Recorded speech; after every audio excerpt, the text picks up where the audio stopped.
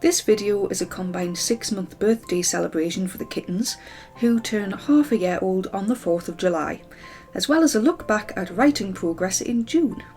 So expect lots of kitten spam. After a record-breaking month in May, I took a short break to rest from all the formatting and editing I did for my first novel, Drawing Red. I have chronic fatigue and I'm heat intolerant, so add in a UK heatwave and I was pretty much out for the count this month from doing any major work.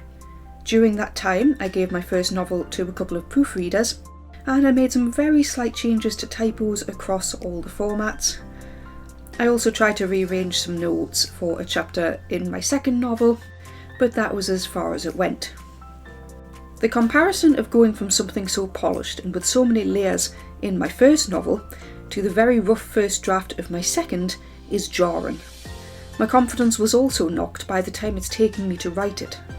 One big thing slowing me down is my need to get back into the headspace and the voice of the other main character, with this novel being dual POV.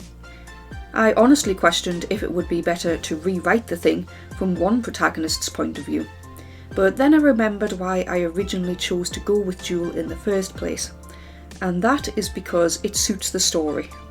There are two main characters in the story. I'll forever have a bond with novel 1 in a very special way.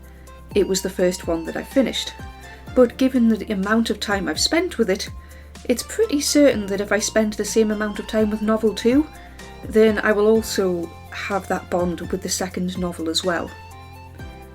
In terms of planning my stories, I am a meticulous plotter, but in this case it seems like my plotting process also slowed me down.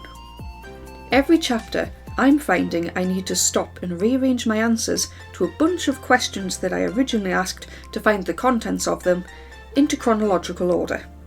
It's pretty time consuming, which I'm not entirely convinced is being helped by my autism, and I've realised I'm likely better off setting myself a time-based goal for effort worked as opposed to a word count goal for CampNaNo in July. Speaking of goals, since I mainly thought a lot about writing and I didn't do a great deal during the summer heat in June, I've decided to skip recording my time in my diary for this month.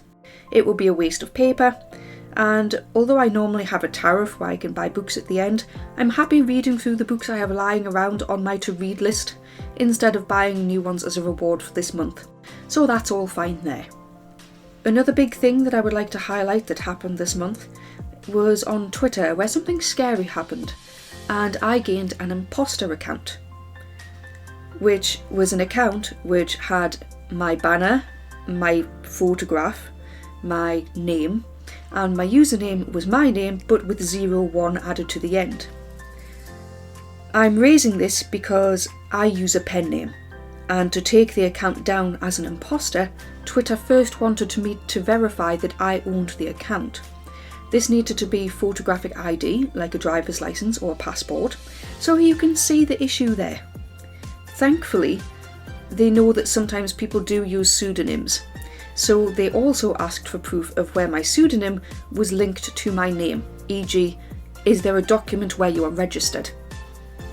Thankfully, I've done paid writing and I've done writer-related services for people before, where I do disclose my real name for the sake of transparency, followed by working as insert pen name here on my invoices.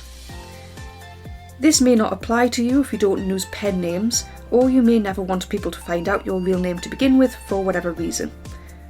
As it is, my passport combined with an invoice was enough to show that I was genuine and the account was removed.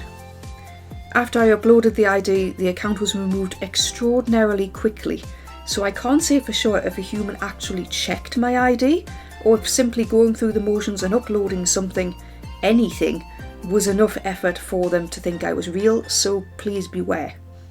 The fake account tried following up my followers, and then when people follow them back, they immediately started DMing them. As for the cats, we managed to get them out into the garden on a few of the cooler days. They are a bit like toddlers, getting into everything, but with the ability to jump to the highest places and crawl into the smallest spaces. They are only allowed out in their harnesses and on leashes, but they're starting to gain confidence now to approach the front door more often when it opens. Combine that with their ability to jump up so high, and we had to come up with a way to open our windows in our house safely without them trying to get out. So we've installed a very effective mesh net over one of our larger windows upstairs, so the cats and the house can have some fresh air while enjoying the sounds and smells of the outdoors. They spend a fair amount of time there now, and I'm confident knowing they won't fall out of the window from upstairs. I'm happy that it works because I've seen one of the kittens climb up it and to be supported on it by his entire weight, and it didn't budge. By the time you see this video, CampNaNo will be here. I have a goal of aiming to work on my novel for at least 30 minutes a day. On days when I know I'm going to be busy or I likely need a rest, I plan on spreading this work out over other days, boosting those days to 45 minutes. With short sprints, I think I can do it. I hope you all have a good July, however you choose to spend it. I have to go now as I have a first draft to write as I continue to write my story. One day at a time.